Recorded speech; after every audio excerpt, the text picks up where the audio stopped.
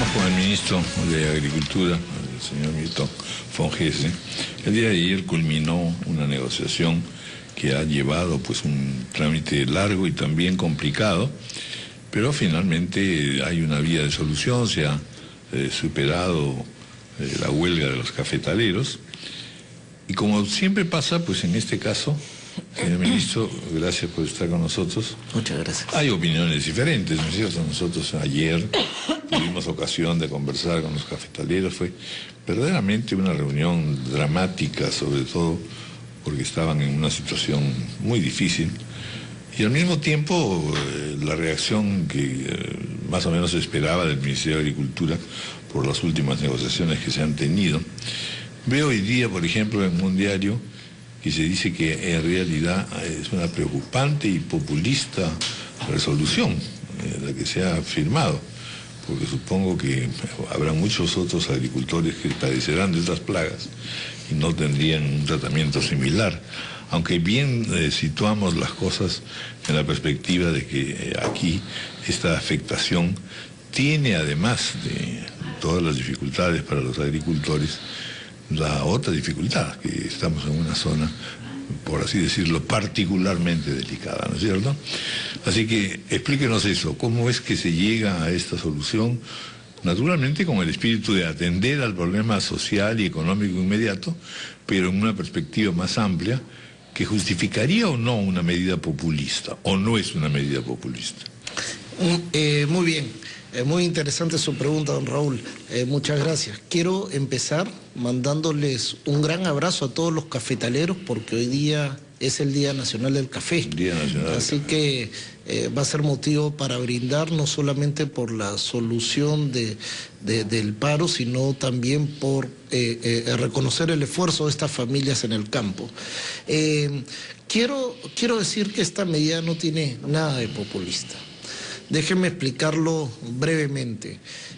Tradicionalmente, el Estado peruano, cada cierto tiempo, emite una ley, en cualquier gobierno que sea, donde el Estado entra a asumir las deudas privadas de los agricultores. Esta es una costumbre que se ha dado en todos los gobiernos. Yo he trabajado como funcionario público en 4 gobiernos antes de estar acá, y siempre se ha dado de manera sistemática. Estas medidas, que son tremendamente populistas, que significan que los recursos públicos entran a comprar deudas y dan unas señales terribles porque uno finalmente premia al que no paga, han generado también que el crédito desaparezca del campo, el crédito privado bancario supervisado. Y el crédito que está disponible en el campo, si sacamos el agrobanco, suele ser un crédito en unas condiciones que no son las más adecuadas para el campo. Por ejemplo, cafetaleros con tasas de interés por encima del 40%. En esas circunstancias se constituye lo que denominamos los economistas una falla de mercado. Entonces, tenemos una zona muy importante. El café es el principal cultivo del país, 400.000 hectáreas, es el principal exportador, $1.000 millones, pero además es el cultivo que nos ha permitido ir ganándole la batalla al narcotráfico. Y de pronto nos cae del cielo, literalmente, una plaga, la roya, que es consecuencia del cambio climático por estos incrementos de temperatura y humedad, y afecta terriblemente. O sea, para empezar, entonces no es, digamos, un mal que se extiende por razones de descuido, falta de investigación, uso de insecticidas o plaguicidas, no sé. Pudo haber sido menor la incidencia de la roya si es que mayor cantidad de agricultores hubieran realizado labores culturales en sus predios y hubieran fertilizado. Si las plantas hubieran estado más fuertes, más nutridas, probablemente las pérdidas hubieran sido menores, como se demuestra en las visitas de campo que hemos hecho, y donde los predios que sí fueron fertilizados y que en la época de vacas gordas se le metió tecnología al campo, entonces la incidencia hubiera sido menor. Pero la roya desde Bolivia a México está generando unos descalabros tremendos. En Colombia hay mucha movilidad social por esto, en México, en Centroamérica, etc. Lo que quiero decir finalmente es que ante esta falla de mercado, los agricultores lo que nos han solicitado, y ahí resalto la responsabilidad de sus dirigencias, no queremos subsidios. No queremos el típico Estado paternalista que viene, compra la deuda y se va. Nosotros lo que queremos son una línea de crédito en condiciones adecuadas que calcen con nuestro perfil de pago. Y eso es lo que hemos hecho. A través de un fondo nuestro, lo que les hemos dado es una tasa de mercado adecuada que podríamos tener nosotros en el sistema financiero. Están coberturados porque es una compra de deuda que tiene garantías reales, y simplemente, como lo hace el Ministerio de Economía cuando tiene una deuda cara, la canjea por una deuda más barata y en un plazo más adecuado que calza perfectamente con las necesidades. Ese es para la de la compra. Y por otro lado, estamos reforzando la competitividad del sector. Tenemos un plan nacional de competitividad del café, y la otra línea es para financiar la renovación de plantaciones para futuro, para asegurar que el Perú se especialice en el mundo en café de alta calidad y orgánico, lo que se denominan cafés especiales. Y para eso es la otra línea de crédito, que tiene un plazo adecuado y un periodo de gracia de 3 años que permite que no pague el agricultor mientras crece. Pero de populismo no hay nada. De acuerdo, ministro. Hay que reconocer, lo hemos dicho ayer múltiples veces, que todas las economías, las más liberales, incluso hasta subsidian su agricultura y tienen fondos de emergencia para casos como este. Por ahí va un poco mi pregunta. Está claro que ustedes están paliando una emergencia. El costo de este salvataje, digamos. Sí. A ver, el costo de este salvataje todavía no se ha determinado porque finalmente son líneas de crédito que van a operar por demanda. Inicialmente hemos destinado 100 millones de soles, que estimamos que sea suficiente de acá a fin de año, pero si no es suficiente lo incrementaremos. Ayer empezamos a discutir, unos decían 600, otros decían 1000, otros 200, otros 150. ¿Para qué vamos a discutir si se necesita más plata? Ponemos más plata. Finalmente el costo lo va a asumir el privado, no son subsidios, es crédito. Por eso un crédito a condiciones especiales. Y esta otra pregunta le quería hacer. Lo que no está bien es sacar plata de emergencia, porque cuando... Y eso no necesariamente responde a responsabilidad de este gobierno, pero algo hay que hacer al respecto, porque cuando uno saca 100 millones de aquí, de algún otro lado, alguien se va a quedar sin ese dinero que estaba previsto probablemente para otras cosas. ¿Cómo hacemos para financiar un fondo de emergencia permanentemente que pueda paliar este tipo de situaciones? Se habló de seguro agrario incluso en el gobierno anterior. ¿Existe? ¿No existe? Existe un seguro agrario que tenemos que mejorar, que se focaliza en las zonas de extrema pobreza, sobre todo en la Sierra Altoandina. Es un seguro que significa un costo de varias decenas de millones de soles por año, y que permite cubrir a los agricultores, como digo, de los distritos más pobres. Los permite cubrir contra inclemencias climáticas y otros desastres de origen natural. Pero y ese mecanismo justo tenemos la cooperación internacional, hemos constituido un equipo para rediseñar el seguro agrario y adecuarlo justamente a las realidades de cada región. Mi idea es que esos recursos nos permitan darle cobertura a la agricultura de todo el país. Pero déjeme decirle que también que los 100 millones iniciales sí efectivamente salieron de nuestro presupuesto del presupuesto de inversiones del Ministerio de Agricultura y lo destinamos a mitigar la plaga. Era absolutamente necesario. El costo social de no hacer nada y de no atender la plaga es mucho peor. Es la posibilidad, como decía el embajador que entrevistaron, que los cafetaleros puedan, ante la necesidad, regresar al cultivo de coca. Pero en segundo lugar, los recursos que estamos destinando a atender ya la fase de competitividad, viene de una línea de financiamiento que tenemos nosotros que se llama el Fondo Agroperú y que con lo que estamos recuperando de operaciones pasadas, los estamos destinando al agrobanco para poder financiar esta mayor competitividad del sector. Ministro, por supuesto que todos saludamos que se haya logrado solucionar tan pronto, además, esta paralización de los cafetaleros.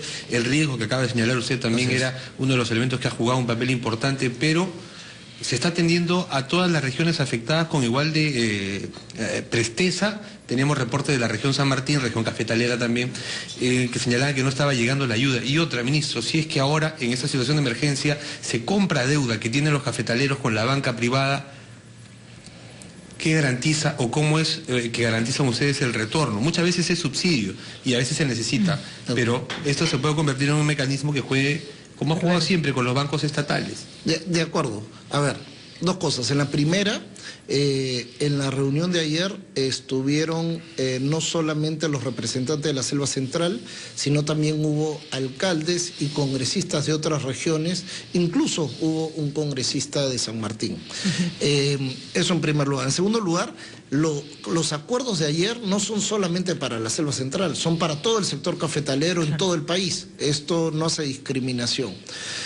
Y en tercer lugar, lo que explicaba hace un momento es que la compra de deuda para que una institución financiera privada dé crédito, tiene garantías reales, ¿ah? Y hay un protocolo de entregar el crédito. Los créditos que el agrobanco compre a partir de esta línea, en estas nuevas condiciones, lo que hace es tomar las garantías reales que generalmente exceden en un porcentaje significativo el valor de la deuda. Y el perfil de pago que hemos diseñado en este mecanismo es el suficiente y adecuado para poder recuperar la deuda. Entonces, pero generalmente eso va aplicado a medianos productores. Los más pequeños, que en realidad son los que más padecen, ¿se van a beneficiar? Para los más pequeños que no tienen, generalmente los más pequeños tienen o muy poquita deuda o no tienen deuda.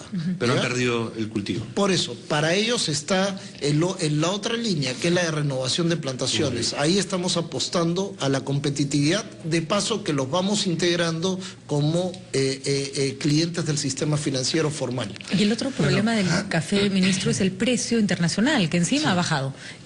¿También se tiene previsto o se ha calculado qué puede pasar con el precio internacional? Mire, a ver, siempre hay expertos que dicen el precio internacional va a ir para acá y para allá. La verdad es que esos expertos no existen. Si alguien supiera cómo va el precio, sería millonario y no se lo diría a nadie. ¿Ah? Entonces, esos son tonterías, digo, ¿ya? Pero lo que sí sabemos es una cosa bien clarita. El mercado tiene dos segmentos bien importantes. El de commodities, el masivo, donde está Brasil, es el principal jugador, es el principal productor de café, que es un café que se usa también, por ejemplo, para hacer los cafés instantáneos, y hay el café gourmet, el café especial, el café orgánico, que tiene un sobreprecio. Perú, afortunadamente, ha estado especializado mayoritariamente en los cafés especiales, en los cafés orgánicos, por su característica de pequeña agricultura. Lo que estamos aprovechando es esta crisis para tenerla como oportunidad, y esta línea de competitividad que responde al plan de competitividad va a venir asociada con la asistencia técnica del INIA y del SENASA, con semilla certificada, para que no nos pase que renovemos las plantaciones con el café de baja calidad, sino más bien con el de alta calidad. Es lo que le iba a preguntar. En realidad, una crisis como esta delata varias cosas. Una primera, en verdad, si nos ha ido bien, como no existe no solamente un fondo de contingencia, sino una posibilidad de financiamiento vía las propias asociaciones de cafetaleros. Lo segundo es, en realidad, quiénes se enriquezan con este negocio. Hay toda una intermediación que es la que también se quejaban aquí los cafetaleros el día de ayer. Y en tercer lugar, efectivamente, esto nos demuestra que todavía existen deficiencias, demoras o lentitudes por parte de la investigación y de la promoción agraria. Es decir, aspectos que en verdad son estructurales, que ya no tienen que ver solamente con la contingencia. ¿Vamos a tener una línea de trabajo específicamente sobre estas áreas?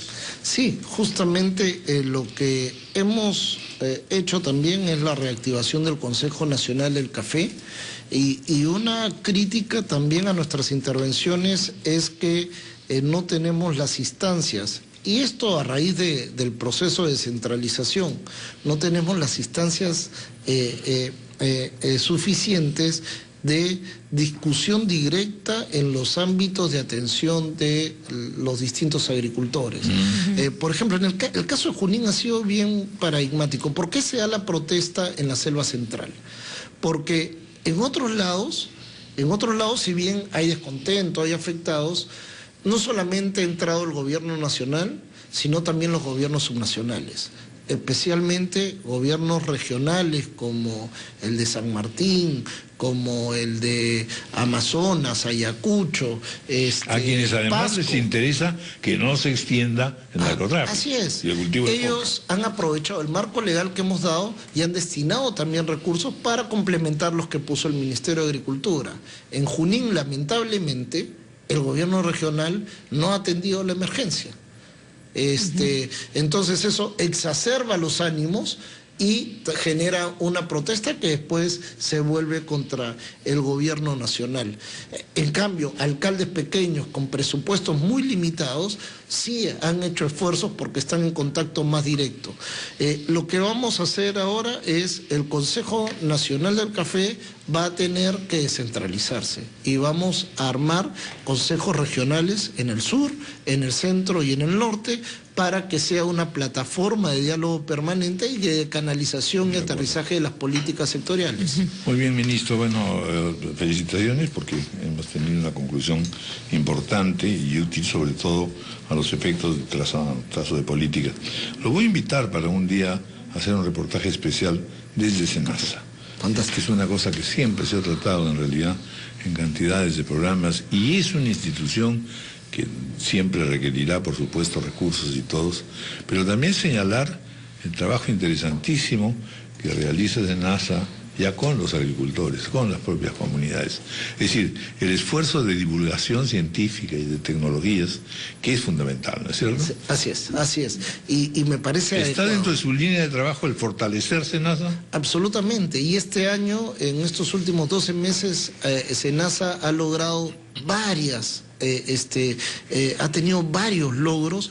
Por ejemplo, que China lo reconozca como autoridad sanitaria única para el ingreso de espárrago. Hemos sido nombrados país libre de la fiebre aftosa, cosa que hace 15 años, cuando yo participaba en la elaboración del estudio de la creación del primer proyecto del SENASA, decía, ¿cómo vamos a poner este objetivo? Es imposible que seamos un país libre de la fiebre aftosa. Bueno, ya somos países y hay que seguir trabajando en esa línea. Muy bien.